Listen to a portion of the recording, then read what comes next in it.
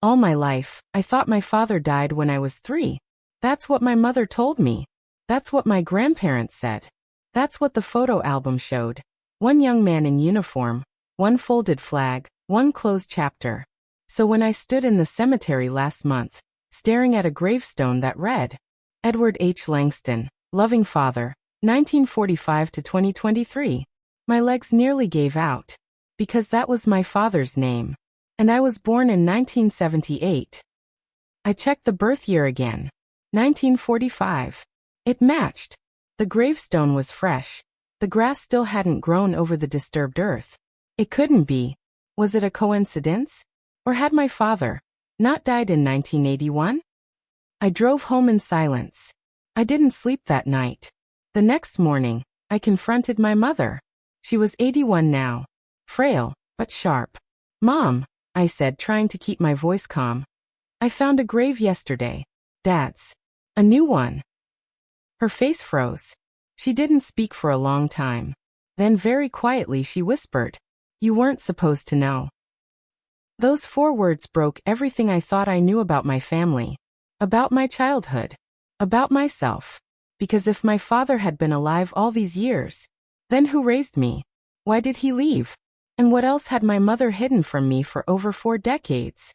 One grave had just opened 1,000 more. You weren't supposed to know, my mother said again, softer this time, like she was talking to herself. I stared at her, the woman who raised me, who held my hand through scraped knees and divorce papers, now looking like a stranger. My heart pounded. What do you mean? I asked. What do you mean he didn't die? She exhaled shakily and closed her eyes. Your father, Edward.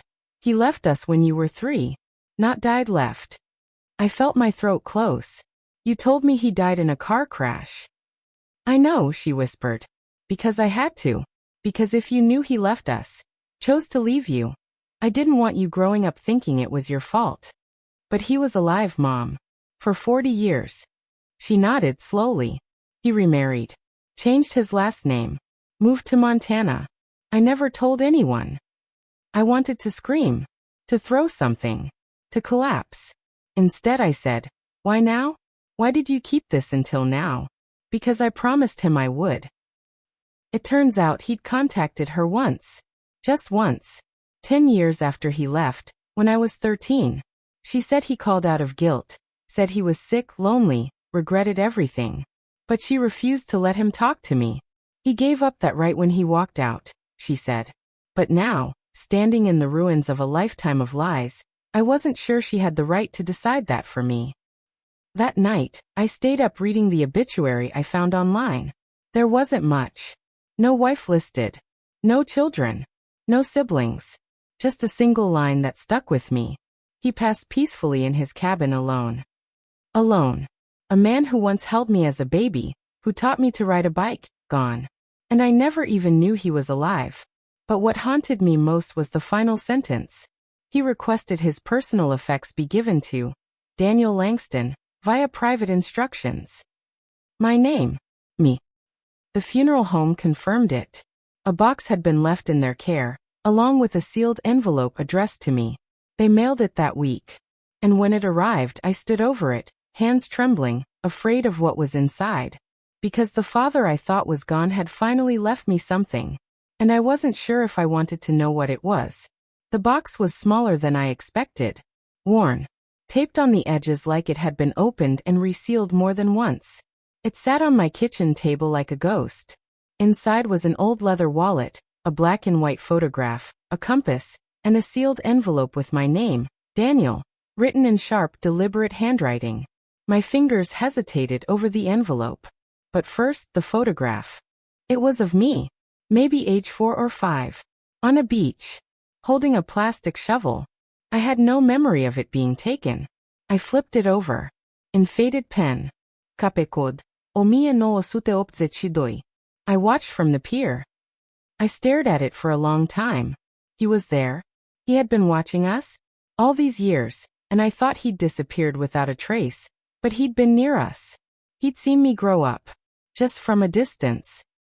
The wallet was empty. Just his driver's license with the new name, Edward Carson. Same birth date. Same eyes. Same man.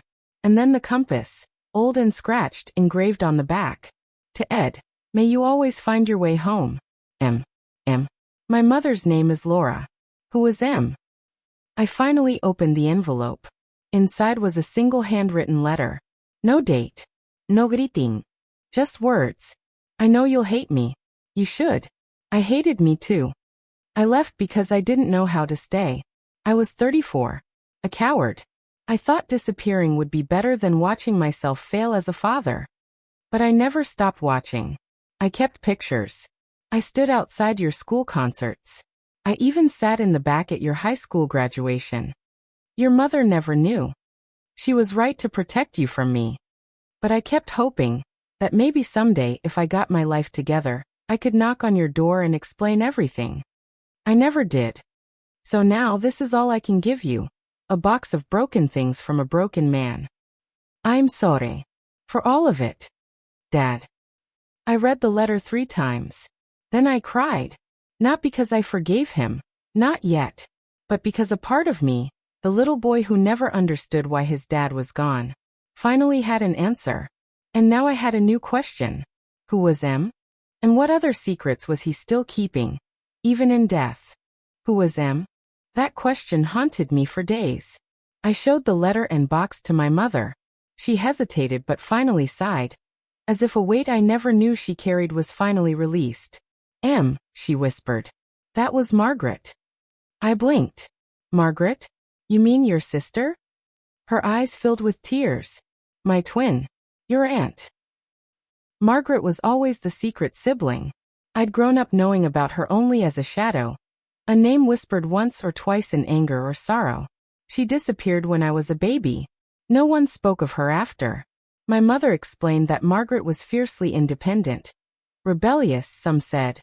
And she left home at 17, cutting ties. But she stayed close to Dad. She was the one he trusted the most. The one he wrote to in secret. The one who sent him the compass. Why didn't you tell me? I asked. Because it would have hurt you, she said softly. And because your father begged me not to. He wanted you to have a simple life. But simple was gone now. I knew what I had to do. Find Margaret. Find the missing piece of this family puzzle. I searched online and found a small obituary for a Margaret Langston who had passed 2 years ago. But it was in another state, hundreds of miles away. I reached out to the funeral home, hoping for clues. An old woman answered, with a voice like a cracked window. Margaret was a complicated lady. Didn't have much family left, but she did leave something for a Daniel Langston. My heart pounded. Weeks later, a package arrived. Inside was another letter. This time from Margaret. Dear Daniel. Asterisk if you're reading this. It means you found your way through the darkness. Your father was a man of many mistakes, but he loved you in his way. Asterisk. Asterisk I'm sorry I never met you. But I've watched you from afar, proud and worried. Asterisk. Asterisk there is one thing you must know. Not all truths heal. Some wounds run deeper. Asterisk. Before you judge, you need to understand the past. Find the old cabin by the lake where your father disappeared. Asterisk there, you'll find what he left behind, and the truth that changes everything. Asterisk. The lake. The cabin. A place I'd heard whispered stories about but never dared visit. Now it was the only lead I had. And maybe the last chance to understand the father I lost, twice. The cabin was hidden deep in the woods, where the trees grew thick and the air smelled of pine and forgotten secrets. I drove for hours, following an old map Margaret had enclosed with her letter. It was faded hand-drawn, with a red X marking the spot near a small, isolated lake. When I finally arrived, the sun was setting, painting the sky orange and purple. The cabin looked abandoned. Weathered wood, broken windows, the door hanging slightly off its hinges. My heart hammered. I stepped inside, the floor creaking beneath my feet. Dust coated every surface. Old photographs lay scattered on a rickety table, a younger Edward, a smiling woman I didn't recognize, and a small child with bright eyes. A journal rested on the windowsill, its leather cover cracked with age. I opened it. The first entry was dated 1975. I don't know how much longer I can keep running from the past. Margaret says I'm a coward, but she doesn't understand. I left to protect her, to protect all of them. But the guilt is unbearable. As I flipped through, the entries revealed a man torn between two lives. One as a husband and father, another as a man haunted by choices he couldn't undo. Suddenly, a loose floorboard caught my eye. I pried it open. Beneath was a small wooden box, locked but fragile. I forced it open and found a bundle of letters, yellowed, brittle, tied with a ribbon. The handwriting was elegant, a woman's. The first letter was dated 1969. My beloved Edward, I don't know if you will ever read this, but I need you to know. I loved you with all my heart.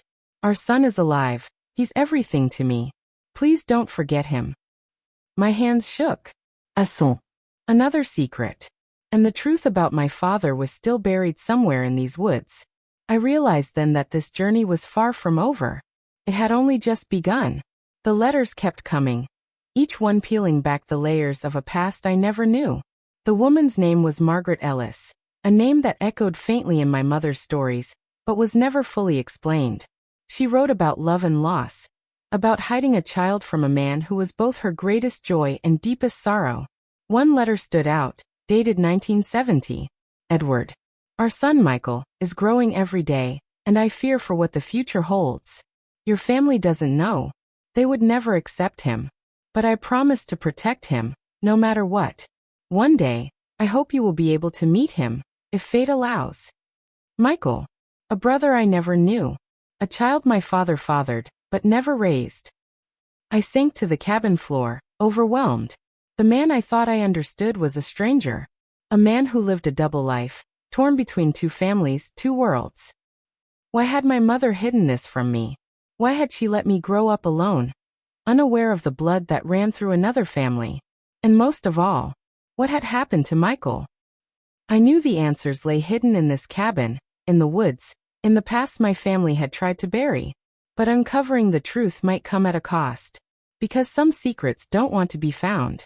And some wounds refuse to heal. Determined to find Michael, I started digging through public records, hoping for any sign of him. The search was like chasing shadows. No birth certificates under that name. No school records. It was as if Michael never existed. Then a breakthrough. A faded obituary in a small-town newspaper, dated 5 years ago. It mentioned a Michael Ellis, born 1970, past 2018. No family listed. No mention of siblings. Just a quiet life, lost in obscurity. I felt a strange mix of sadness and relief. Michael had lived and died without knowing about me, without knowing about his father. I called the number listed for the funeral home. An elderly woman answered. "May I help you?" she asked gently. "I'm looking for information about Michael Ellis," I said. There was a pause. Then she sighed. "He was my son," she said softly. "Your father's son." We talked for hours. She told me about Michael's life, the struggles with identity, the loneliness, the fear of rejection. He never wanted to cause trouble, she said. He just wanted to be loved. I realized then that this story wasn't just about my father or me. It was about a family fractured by secrets. And now it was up to me to heal it, or let it stay broken forever. Standing at the crossroads of my fractured family's past, I realized something important.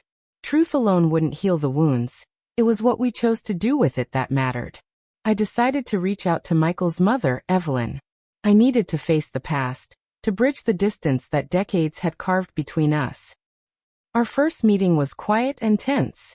Evelyn was frail, but her eyes held a fierce kindness.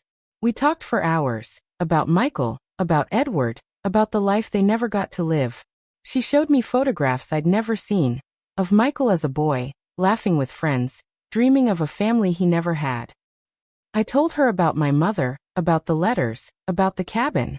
She nodded slowly. "Your father was a man torn in two," she said. "But love is bigger than secrets." We made a pact that day, to honor both our families, to tell Michael's story, to finally bring peace to a chapter left open for too long. And as I drove home that evening, the sun dipping low over the lake, I felt something I hadn't felt in years. Hope. Maybe healing wasn't about forgetting the past. Maybe it was about learning to live with it, together. In the weeks that followed, Evelyn and I began piecing together Michael's story, and in a way, our family's future. We visited his gravesite together, placing flowers and sharing memories that felt both new and familiar. My mother, Laura, met Evelyn for the first time. The tension was thick at first, but as they talked, years of pain started to soften. One afternoon, we sat around the kitchen table, the same table where I had once opened that box from my father. There were tears, laughter, apologies, and finally forgiveness. I realized that sometimes, family isn't about perfect stories. It's about the messy, broken ones we choose to hold on to. I started writing, not just for myself, but for Michael, for my father, for the woman who raised me. A story about love and loss, secrets and truths, and how even the deepest wounds can begin to heal. And as I closed my notebook that night, I knew one thing for certain. No matter how lost we feel, there's always a way back home. One evening, as the autumn wind whispered through the trees, Evelyn handed me a worn photo album. "This belonged to Michael," she said softly. "I think you should see it." Page after page, the images told a story I hadn't known. A childhood filled with laughter, struggles, dreams, and quiet moments of hope. Then, tucked between the pages, was a small folded note in my father's handwriting. Asterisk, "To Daniel, if you find this, know that I never stopped loving you, even when I was too scared to stay. Forgive me, Dad." Asterisk. The weight of those words pressed on my chest. But beneath the sorrow, there was peace. Peace in knowing that despite the years lost and the pain endured, love had never truly disappeared. I called my mother that night. "I read everything," I said. "And I forgive him." She cried on the other end. "Thank you, Daniel," she whispered. "That means everything." As I looked out the window, the stars shining bright above, I realized this was not just the end of a story. It was a new beginning. For me. For Evelyn. For the family we'd finally come to know. And in that moment I understood. Sometimes, the hardest journeys lead us exactly where we're meant to be. Home.